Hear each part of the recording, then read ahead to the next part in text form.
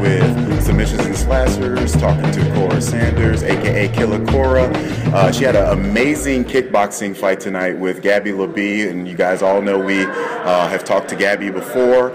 She has an impressive record, but Cora herself is a former amateur kickboxing champion, and so we're very, very excited to talk to you. And the first thing that I want to ask is just pretty much, how are you feeling right now? How did you think you did with your performance tonight against Gabby? I feel great. I wouldn't change a thing. I went out there, I did what I was supposed to do. I took a head kick, but I got back up. So I'm proud of myself, and I went back out there, and I believe I won the third round, so it made me feel good. Okay. Pretty proud. Now, when we were just talking not too long ago, you were explaining that you've been doing some stuff on the mat. You've been doing some little BJJ work recently, and then you got called to come here and fight this match here. Did you feel like you had any rust when you first got in the ring for the start of the match? It did seem like you kind of came out in a frantic pace. Now, was that something that you had decided you wanted to do from the beginning of the fight, was to come out and kind of establish that pace? Or was it kind of just maybe getting a little bit of some of the kinks and ring rust out of the system? It was definitely my plan from the get-go. Okay. When I went to IKF, my coach told me, he's like, you need to throw from bell to bell. Okay. And so when I went into this match, I was like, I'm going to throw from bell to bell. I'm going to pressure this girl. Because when you pressure people and they can't get their game started, that's when I can get my game going. But definitely, since I haven't been sparring as much, it was definitely kind of hard for me to transition from the ground back to stand-up. But at the same time, I do this every day. Right. So it's one of those things, just go with the flow. But definitely my plan was to pressure from the get-go. Okay. Now, going back to that first round, like I said, it seemed like you came out being a little bit more aggressive than Gabby was. When you actually felt one of the first leg kicks or one of the first punches from her, did that make you feel like, okay, I might be in a little bit of trouble tonight, or is this something that I can definitely handle and I'm going to be able to push this fight the entire time? I didn't feel anything the first round. I don't even believe I didn't feel any leg kicks. I didn't hardly feel punches. The only thing that I felt was that kick to the head. And after that, I was like, that didn't feel good. I'm going to have to get out there and end this fast. But I knew since I was coming here, that's the hometown girl. And honestly, I was very surprised that it was a draw. I thought if it were to come to a decision, I honestly thought that they would side with the hometown girl, because it kind of, makes sense. So I'm very proud that I went out there, and with a close fight like that, that it was called a draw instead of giving it to her. Instead of giving it to the hometown girl. Definitely. So let's go ahead and talk about the kick, because obviously the kick did happen. It did put you kind of on your butt a little bit. But hey, that's what happens in the fights, and it was still a great stand-up affair between the two of you guys. But tell me what initially popped in your head after that kick happened. Were you able to kind of refocus yourself fast enough to get back on your feet, or did it kind of stun you a little bit? I just got back up. Okay. Like the room spun a little bit, but ultimately I didn't black out. I didn't go out. I just knew I got to get back up so I can recover myself and make sure that this doesn't look as bad as it was. So. Now in the third round, you also got a takedown on her, a little knockdown on her as well. So that, in a sense, was able to kind of maybe swing the judges' decisions to make the fight a draw, because it was very evenly matched between the first two rounds, where really with the second round, it probably could have went any way, but it may be the knockdown that has swayed the judges to kind of give that round to them in the second. But overall, you felt that you won that third round. What was some of the things about the third round that made you feel like that you took the advantage in that to be able to pull off the victory if needed? I was just landing some clean punches, and I just saw that she was starting to waver, and I kind of smelled the blood. Once I started to see her body sway, I knew that if I just kept throwing my straights, keep throwing my hooks, that I could probably knock this girl down, and I did. So I think if maybe that round would have had like 30 more seconds, I think I probably could have knocked her out. Okay, so tell me, before you got into the fight, and what were some of the things that you had been working on with your coaches and stuff to get yourself in preparation for this fight? Because like we said earlier, I know you were doing the BJJ stuff. I'm going to talk to you about that a little bit more here in a second, but what was your initial game plan getting set up for this fight tonight against Gabby? Honestly, I had a lot of base work. Okay. Making sure I wasn't getting off balance.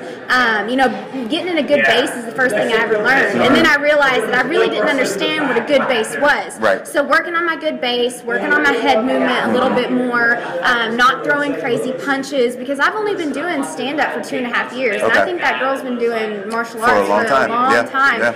So, you know, I'm kind of new at this, and I just wanted to look good. I wanted this performance to look better than my last performance, and that really was my ultimate goal. Okay. So then let's start talking about some of the future goals that you might have. When you're telling me that you're doing some stuff and working on the ground and doing some BJJ with the background that you already have in your amateur kickboxing, it's making me start to think that maybe there's some mixed martial arts in the future for you. And if so, what are you doing to kind of put yourself in a position to be able to get some fights? Is it just one of those things where it's like, hey, if I get a fight brought my way, or is there possibly anybody that you might be working towards fighting right now? Is there a goal that you're working towards right now? I don't really have my eyes set on anyone. I corner, I actually own a gym. Okay. So I corner all my guys at my MMA fights. Oh yeah, it's great. I kind of fell into that position. To wake up in the morning and go work out in the gym. It's awesome. It's wonderful. But mostly I do the business side of things. Okay. You know, my man still might not want to let a lot of the girls know about that, because they're going to think it's an advantage right off the bat when they know that you got a gym that you can sleep in. It kind of is an advantage, and that's why I think I'm able to hang with these people who've been doing martial arts for half of their life, because I'm in the gym every day. And I mean, I train MMA twice a week, and I mean, I'm on the doing BJJ 2 times a day. I'm kickboxing every day. So I mean, I'm friends with promoters, and it's just waiting for the right time. Because like I said, I got to take care of my business so I can make some money. And when I focus on a fight, it really takes away from the business. So it's really kind of like one of those things. I have to talk with my partner, and I have to make sure, do we have time for me to focus on competing? Because when I compete, I want to be in 110%. I can't be there halfway. I'm just not that kind of person. So really, it's timing. You know, do I have the time to take and out and train like I should train and travel? Because I hit 4 gyms in 1 week trying to get in some good training. And that's hard when you're trying to run a business and promote your gym. For sure. But the wins and the highlights from going out there and fighting, that brings business in, and I recognize that, especially as a female fighter. That brings a lot of attention. So that's kind of like, I understand it kind of goes hand in hand. For sure. But I definitely will probably be dabbling in some MMA very soon. Sweet. That's good to hear. So then that also will then lead me to ask if you're going to be possibly doing that, or are you going to be looking at some more potential kickboxing matches in the upcoming future? I mean, there is, you know, promotions like Lion Fight, Glory out there that are bringing a lot of women in, and a lot of women are starting to compete now doing kickboxing and promotions like that. Is that something that you might be working yourself towards too, if those opportunities present themselves? I definitely think so. And I mean, every time, you know, when I'm cutting weight, I'm like, man, why do I do this? But then, you know, after I weigh in and I feel really good and I feel confident and I get out there and when I perform well, I know this is what I'm supposed to be doing. I don't get nervous before fights, and that's something that also tells me, like, I'm supposed to be doing this. If I'm enjoying it and getting out there and giving it my all, I think I'm going to keep it rolling. And I may not want to do this for the rest of my life. I may want to transition back to the business, but I'm young, I'm healthy, I have the opportunity to train, so I'm going to take advantage of that. And you get a lot of attention right now, since there's not a lot of women wanting to go out there in the ring or the cage, because it's very hard. It's hard to be able to look at yourself and say, I want to be punched in the face as a woman. Definitely. People think I'm crazy. Of course. Well, you know, I'm kind of curious, really, and I want to ask you, and you can make this as brief as possible. Tell me about Little Rock, Arkansas, and the scene down there, especially in regards to women involved in combat sports with boxing, kickboxing, MMA. What is it like down there? Are you able to see women coming into the gym that you're able to spar with yourself, or maybe kind of get them in there to eventually turn them into someone to spar? Give me a little bit of kind of background of how it is down there where you guys are from. Well, my head coach, Mr. Green, he actually is out of Little Rock. My gym is in Russellville, Arkansas, which is about an hour. I can make it in an hour, but it's probably about an hour and 30-minute drive. But I will say it's very hard to find female training partners. You know, I do a women's only BJJ class, so that's kind of how I get women to transition into doing other things. But a lot of women really don't want to spar. That's why I have to travel and go to different gyms. And you know, whenever I'm able to go to that women's camp that's hosted by Mr. Dream, that was the first time I was able to spar with multiple women. And I mean, that felt awesome. It was an amazing, because I train with dudes all the time.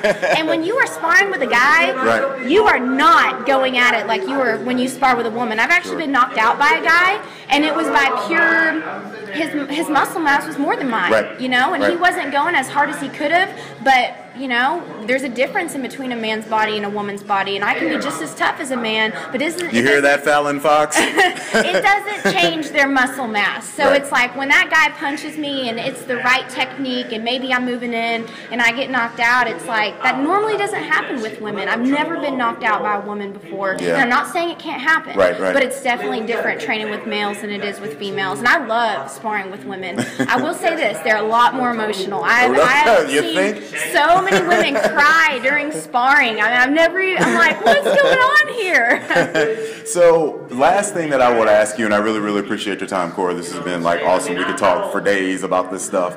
Tell me what it's like to fight on a card like this, XFN #1, where you have kickboxing, MMA, boxing, all this stuff going on, and then to be one of the featured bouts and being the only ladies on the card also. Tell me how that felt for you emotionally to be able to be involved in something like this. It was awesome. The promotion treated me great. They brought me up here. They took care of me. I got a lot of people just coming up to me, showing me lots of love. When I came up here, I knew I wasn't the crowd favorite. I knew I was going to be the underdog. And when they called my name, people cheered.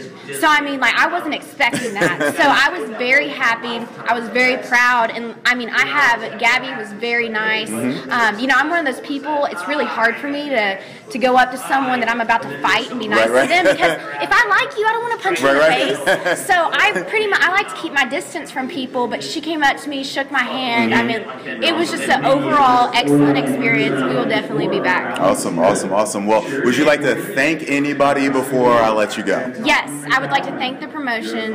I mean, they came up here and they treated us right. I would like to thank my coaches, Danny Dring and Brian Wilson. I mean, I wouldn't be doing any of this if it wasn't for them. 4 years ago, if you would have asked me if I would be fighting in a ring, I'd have been like, hell no.